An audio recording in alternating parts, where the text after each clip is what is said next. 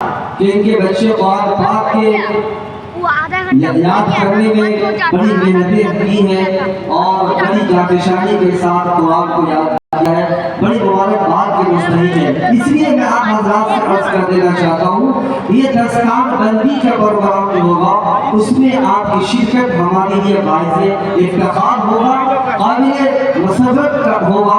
اس لیے آپ حضرات ذرا سا صبر کے ساتھ، تحمل کے ساتھ، میری ماں اور بہنیں بیٹھی ہیں، میں ان ماں اور بہنوں سے معافی کا خواستگار ہوں جن کے بیٹھنے کے لیے کرسیاں نہیں ہیں، وہ کھڑی ہیں یا کسی بھی طریقے سے پریشانی کو برداشت کر رہی ہے۔ میں اللہ سے دعا ہوں کہ اللہ آپ کی اس پریشانی کو تکلیف کا بہتر سے بہتر سیرا اور عظیم عطا فرمائے۔ اور جو ہمارے مرد حضرات، ہمارے نوجوان بیٹھے ہیں، میں آپ سے نہایت ہی عاجزانہ درخواست کروں گا کہ پروگرام کا ٹائم اور لمٹ ہے، انشاءاللہ اس بات کی مکمل کوشش کی جائے گی کیونکہ موسم سرد ہے، ہلکا ہے لیکن ضرور سرد ہے، ہو سکتا ہے کہ اوپر سے شبنم کے گرنے کا اندیشہ بھی ہو۔ اس بات کی مکمل کوشش کی جائے گی کہ 10 بجے تک یہ پروگرام کسی بھی حال میں ختم کر دی جائے۔ میں حضرات علماء کرام سے بھی درخواست کروں گا کہ کم سے کم وقت میں اپنا زیادہ سے زیادہ باتیں پیش کر سکیں، لہذا بنا کسی تاخیر کے میں شہر دربھنگہ کی عظیم شخصیت جنہوں نے اپنے آفتاب سے اس شہر کو آفتاب بنایا، اس شہر کو علمی دنیا میں لے جا کر تابناک اور روشن بنایا اور اس شہر کی بچیوں کو اس قدر سینچا ہے، اس قدر دینی سانچے میں ڈھال کر معاشرے میں ایسا پیش کیا ہے کہ مادہ طیبات کی ایک ایک بچیاں اپنی ذات میں ایک ادارہ ہے اور ہر سوسائٹی کے اندر دیکھ لیں آپ مادہ طیبات کا اثر، اس کی روشنی آپ کو جھلکے گی اور پتہ چلے پوچھیں گے آپ کہاں سے پڑھی ہیں، آپ کہاں سے فارغہ ہیں، وہ ضرور کہے گی کہ میں مفتی آفتاب عالم غازی صاحب کی تربیت یافتہ ہوں، مادہ طیبات کا شاگردہ ہوں، وہ ضرور کہے گی۔ آج ہم آپ کو انہی عظیم شخصیات میں سے مفتی آفتاب عالم غازی سے ملاقات کرنا چاہتا ہوں جنہوں نے دونوں مصروفیات کے باوجود اور بہت سارے پروگرام کو ترک کرنے کے بعد اس عظیم پروگرام میں شرکت کرنے کو منظور فرمایا ہے۔ میں حضرت سے نہایت ہی معتبانہ عاجزانہ درخواست کرتا ہوں کہ حضرت ہم سب کو اپنے کلمات عالیہ سے مستفیض فرمائے۔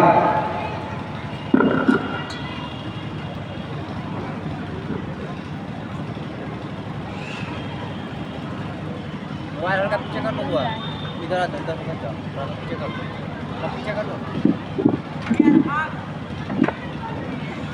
موبائل بس بس ٹھیک ہے، وہیں رکھو۔ بسم اللہ الرحمن الرحیم، الحمد للہ رب العالمین، والصلاة والسلام على سید الانبیاء والمرسلین وعلى آلہ وصحبہ اجمعین، اما بعد، وأعوذ بالله من الشيطان الرجيم، بسم الله الرحمن الرحيم، قل إنما أنا بشر مثلكم يوحى إلي أنما إلهكم إله واحد، فمن كان يرجو لقاء ربه فليعمل عملا صالحا ولا يشرك بعبادة ربه أحدا۔ صدق اللہ العظیم۔ حمد و ثنا رب ذوالجلال کے لیے اور درود و سلام آمین کے لال کے لیے۔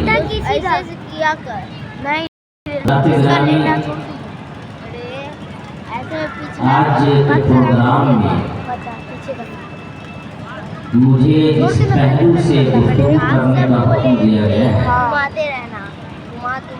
وہ ہے نوجوانوں میں بڑھتی بے راہروی اور اس کی روک کے لیے طریقہ کار۔ ظاہر سی بات ہے یہ ایسا عنوان ہے جو کسی ایک کا نہیں بلکہ ہر ایک کا عنوان ہونا چاہیے۔ ہمارے نوجوانوں میں جو بے راہروی بڑھ گئی ہے इनकी जिम्मेदारी थी कि वो दुनिया को राह रास्त पर लाते। छोटा वाला भाई माइक वाले भाई, कितना आवाज मुझना मकसद नहीं है, आवाज समझना मकसद है। बच्चा 72 तो ये हम लोग बरकत के मदरसा में अच्छी लगे ना लगे कोई फर्क नहीं पड़ता, आवाज कान तक पहुंच जाए इसकी कोशिश कीजिए। बच्चा 1000 बच्चा का मेरे मदर है बहुत तो नौजवानों के अंदर जो बेरादरी है, हॉस्टल है प्लस जिसकी जिम्मेदारी थी कि वो दुनिया को राह रास्त पर लाते, 2 दिन के अंदर तो आप ऐसी जवानी किस काम की है ऐसे नहीं घुमाया जो जवानी की उमंगों में खोते रहे और यूं ही दुनिया से चले गए। तलाशे लैला में जो कैसा मजनू न कर डाले, तलाशे लैला में जो कैसा मजनू न कर डाले, बताओ क्या तुम्हें ऐसी जवानी अच्छी लगती है? एक जवान को चाहिए कि पूरे एतमाद के साथ वो ये कहे कि मैं इस्लाम का मानने वाला हूँ, मेरा यकीन है इस्लाम पर और मेरा यकीन है कुरान मजीद पर। वो नौजवान ये कहने की पोजीशन में हो कि हम कुरान के मानने वाले हैं, इस्लाम के मानने वाले हैं, दीन के मानने वाले हैं, शरीयत के मानने वाले हैं। लेकिन इस्लाम एक नौजवान सिर्फ जबान से ये न कहे बल्कि अपने अमल से ये साबित करे कि मेरे सर से पैर तक देख लो, इसको इस्लाम कहते हैं। इतना कम हिम्मत नौजवान, इतना मरऊब नौजवान।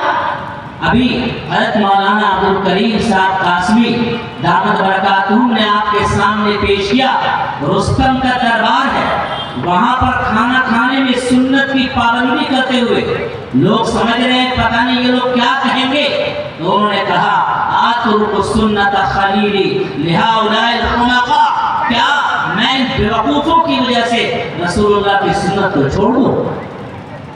हमारा नौजवान इसी पोजीशन में हो, कहीं पर उनका पैजामा अगर टखने के ऊपर हो तो अंग्रेजी माहौल देखते हुए, असली माहौल देखते हुए, फैशन का माहौल देखते हुए ऐसा न लगे कि मेरा पैजामा टखने के ऊपर खराब लग रहा है। नहीं, एक नौजवान कहे ये तुम्हारा फैशन हो सकता है कि तुम्हारी पैंट और पतलून टखने के नीचे जाए। हम मुसलमान हैं, हमारे आइडियल और हमारे नमूना मोहम्मद अरबी सल्लल्लाहु अलैहि वसल्लम है। जब उनकी लुंगी टखने के ऊपर रखती थी, मेरा पैजामा तुमसे मरूब होकर के टखने के नीचे नहीं जा सकता। यार कैसी जवानी है, मरूबियत की जिंदगी गुजारेगा इंसान। कुरान मजीद में जहाँ पर इल्म की बात कही गई है वहीं पर ये बात कही गई है, कल्ला सुन लो इल्म हासिल करने वालों, इन्नल इंसान लयतगा, इंसान सरकश हो जाता है। सरकश क्यों होता है? उसको भी अल्लाह ने फरमाया अर्राहुस्तगना, इसलिए कि अपने आप को बेनियाज समझता है। हमें कुरान की जरूरत नहीं, हदीस की जरूरत नहीं, उलमा की जरूरत नहीं, मदारिस की जरूरत नहीं, और नतीजा ये होता है कि वो दीन से दूर रहकर भी अपने आप को कामयाब समझता है।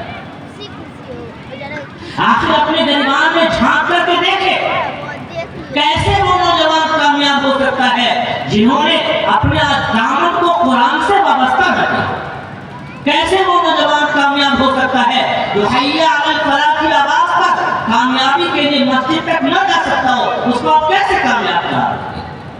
अल्लाह करवा रहा है, अल्लाह आवाज दिलवा रहा है मस्जिदों से, हैया अलल फलाह, आ जाओ कामयाबी की तरफ। एक नौजवान उस मस्जिद की तरफ नहीं जाता है, अगर अपने आप को कामयाब समझता है तो मैं माइक पर कह रहा हूँ वो बेवकूफ नौजवान। जिस चीज को अल्लाह ने कामयाबी कही, आप उसकी तरफ कदम नहीं बढ़ा रहे, अपने आप को कामयाब समझ रहे। क़यामत के करीब जो दज्जाल फितना आएगा वो धोखा देगा। धोखा इसे नाइयत तो होगा कि ना जाने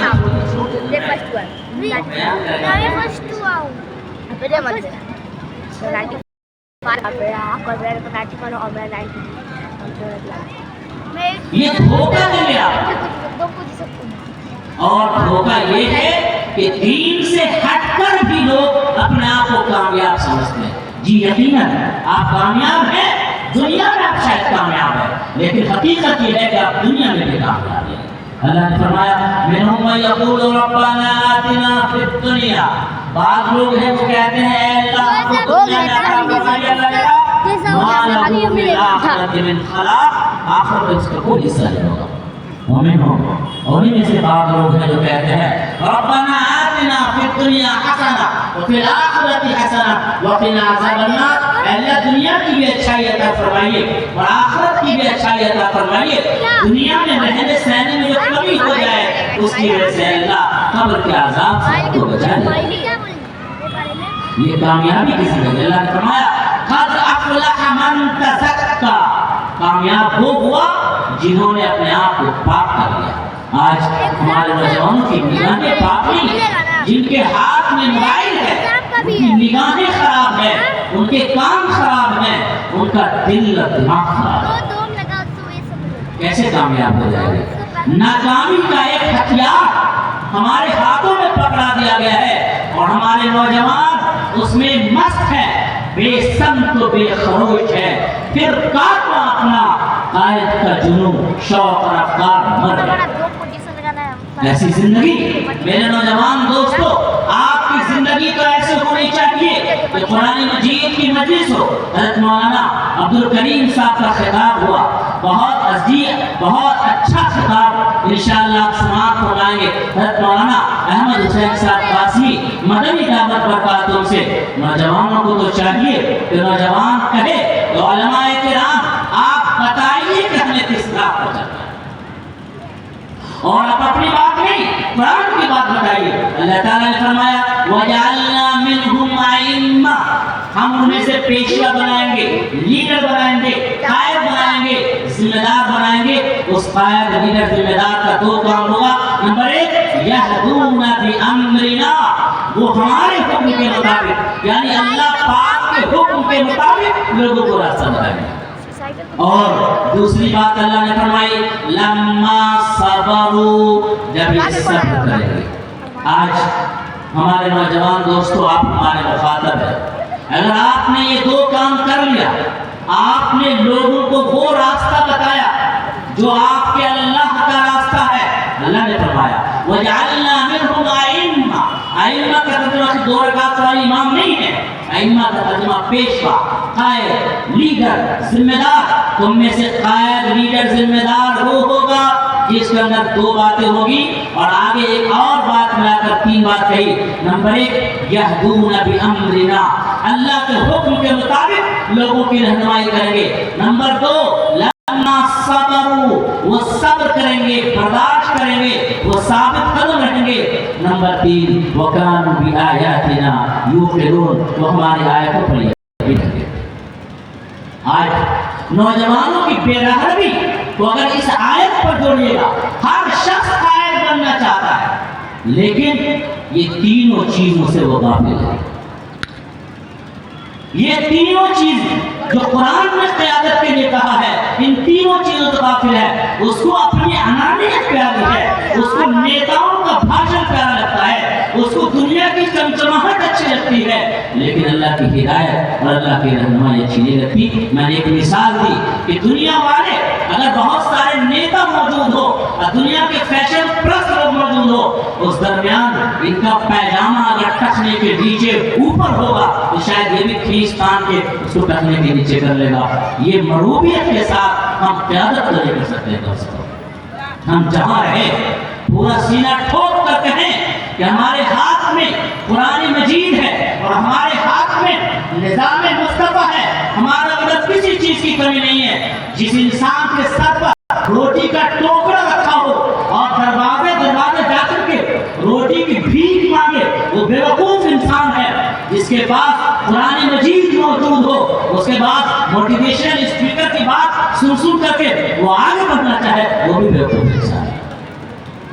अगर आगे बढ़ना चाहते हैं, अल्लाह ने पहला असूल बयान किया यहदूना बि अम्रिना, हमारे हुक्म के मुताबिक وہ لوگوں کی رہنمائی کرتے ہیں. پہلے دیکھیے کہ آپ کو اللہ کا حکم معلوم ہے یا نہیں ہے, اور اللہ کا حکم معلوم ہے تو اس کے مطابق آپ فیصلے کرتے ہیں کہ نہیں کرتے ہیں. اللہ معاف کرے, ہماری تو حالت یہ ہے کہ اگر مسجد کا کام ہو, اللہ کے گھر کا کام ہو, اور اس میں ہم سے اگر نہیں پوچھا گیا تو ہم پورے کام کو ڈسٹرب کر دیں گے کہ ہم سے کچھ بھی نہیں کیا اور کام کر رہا ہے, ہم نہ کر رہے کام.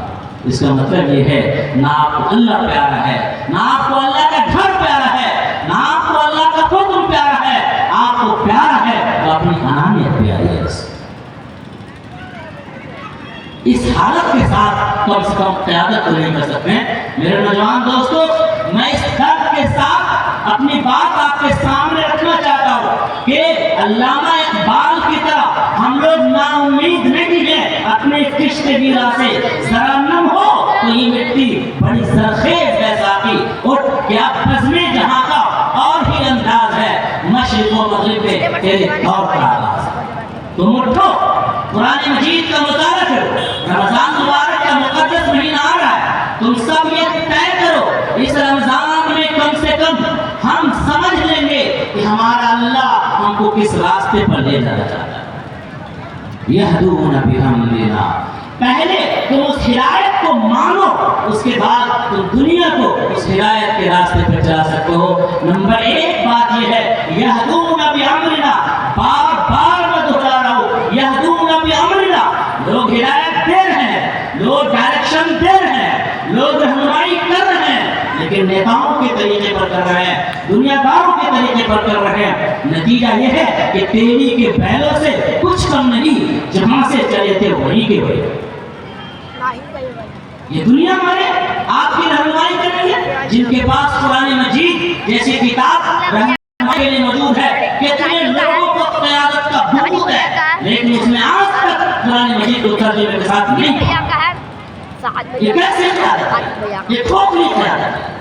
اس لیے قیادت اگر کرنا ہے تو یہدون بامرنا, اللہ نے کہا وجعلنا منہم ائمہ, اور اللہ کا وعدہ جھوٹا نہیں ہوتا ہے. ان اللہ لا یخلف المیعاد, اللہ اپنے وعدے کی خلاف ورزی نہیں کرتا ہے. لہذا یہدون بامرنا پر چلنا ہوگا, اور آپ کو اللہ کے احکام کو جاننا ہوگا. یہ جلسے ہوتے ہیں, اس کا ایک مقصد کیا ہو.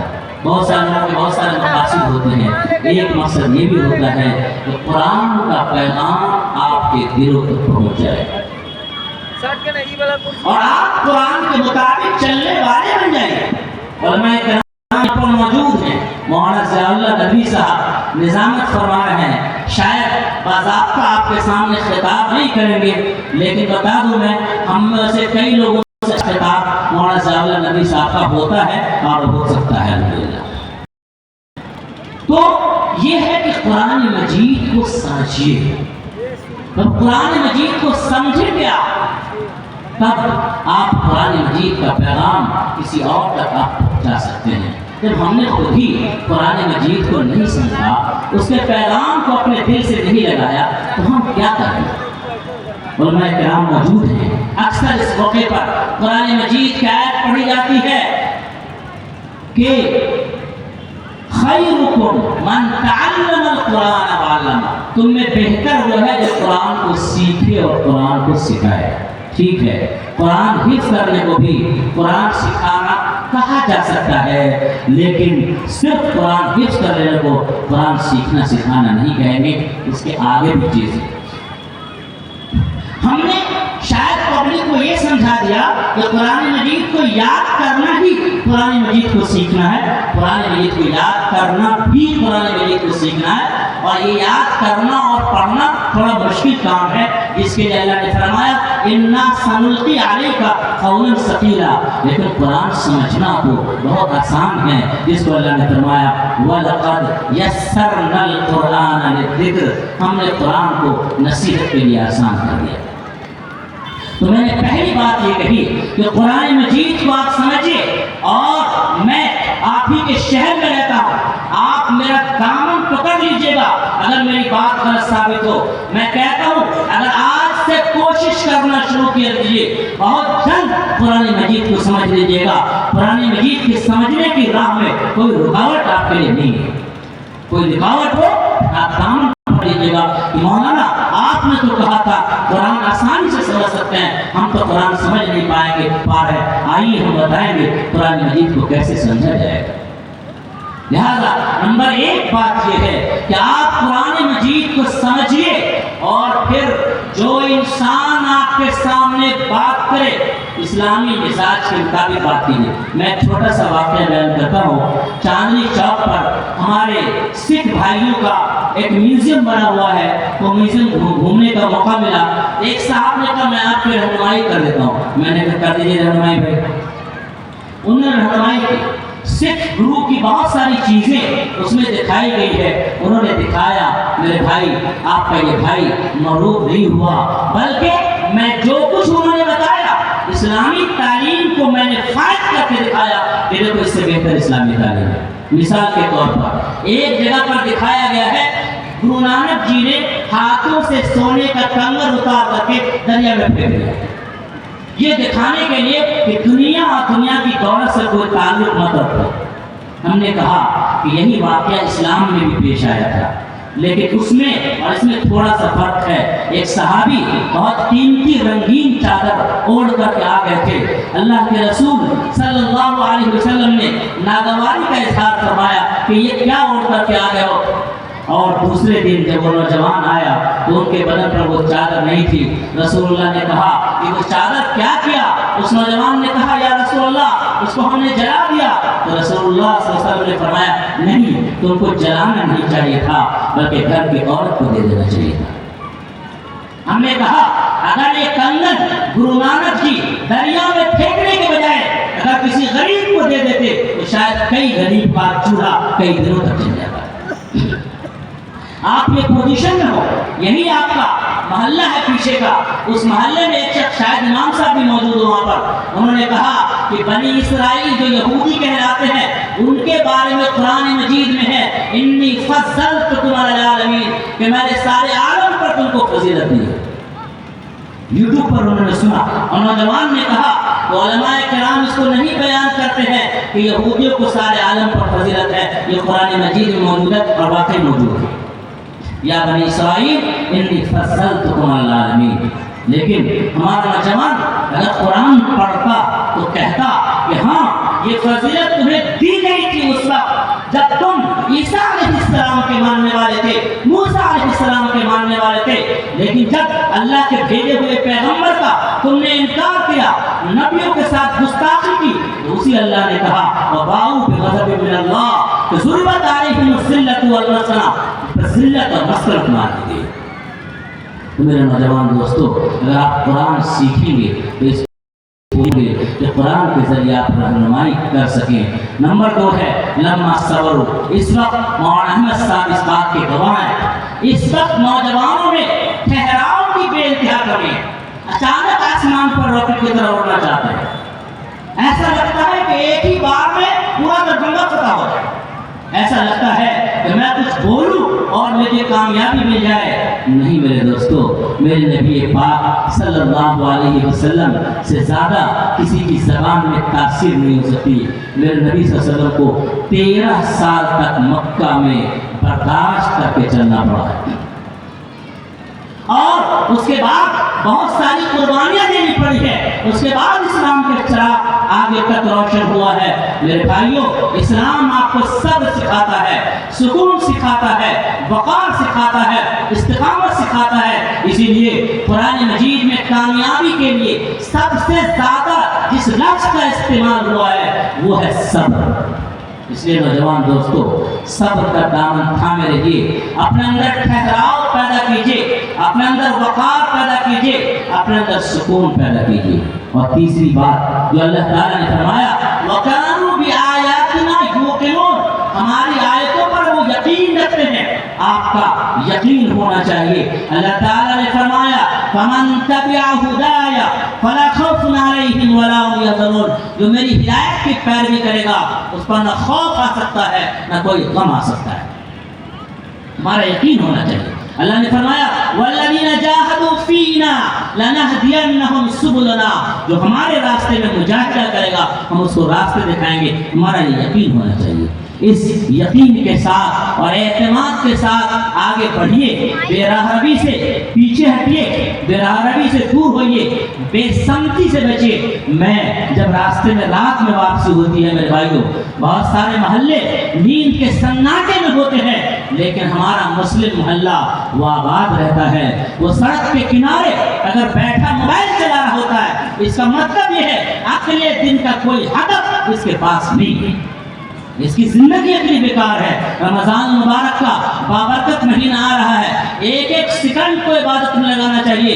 ان نوجوانوں کو اگر کیرم بورڈ کھیلنے کا موقع ملتا ہے، ان نوجوانوں کو اگر بائک پر گھومنے اور ہنگامہ کرنے کا موقع ملتا ہے، اس کا مطلب ہے ان کے سامنے کوئی ایم نہیں ہے، کوئی ہدف نہیں ہے۔ میرے بھائیوں یاد رکھو، اگر تمہارے سامنے کوئی ہدف نہیں ہوگا تو یاد رکھو، علماء کرام کو گواہ بنا کے کہتا ہوں، آسمان سے کوئی فرشتہ نہیں اترے گا، زمین چیر کر کوئی مخلوق نہیں نکلے گی، انقلاب یہی سے کرے۔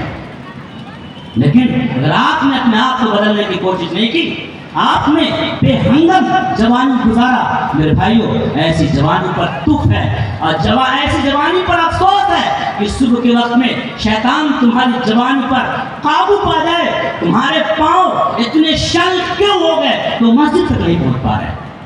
یہ سوچنا چاہیے، تمہارے پاؤں اتنے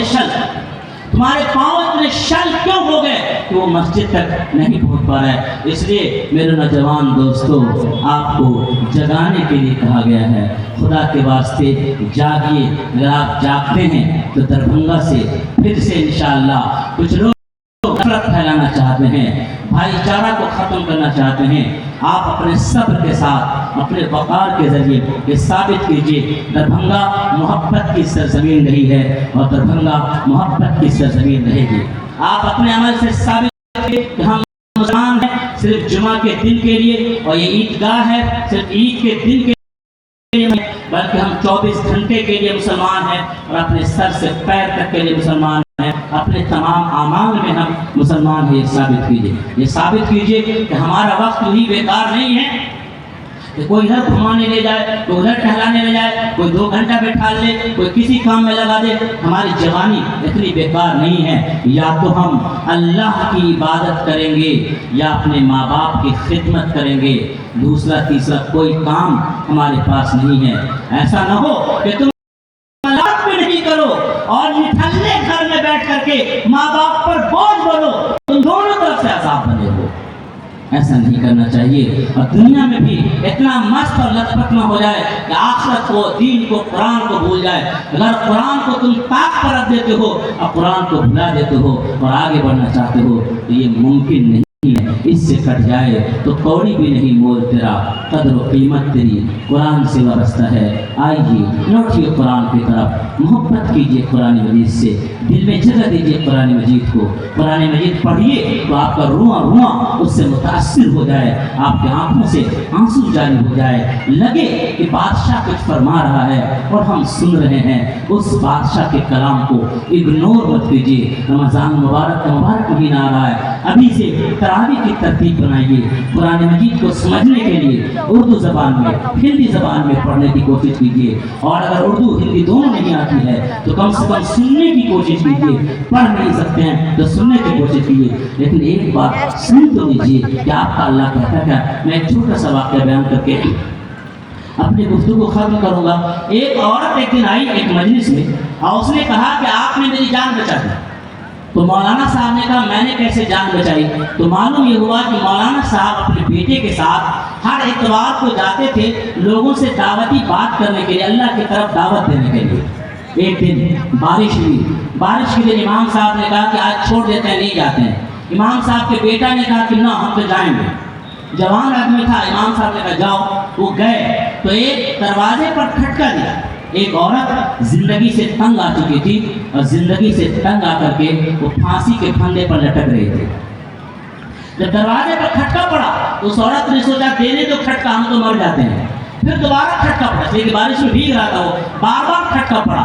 اس عورت نے سوچا مرنا تو ہے ہی، ایک بار دیکھ لیتے ہیں کہ کون ہے۔ دروازہ کھولا، ایک نوجوان تھا، مسکرا کر اس نوجوان نے کہا آنٹی یہ کتاب ہے پڑھ لیجیے گا. اور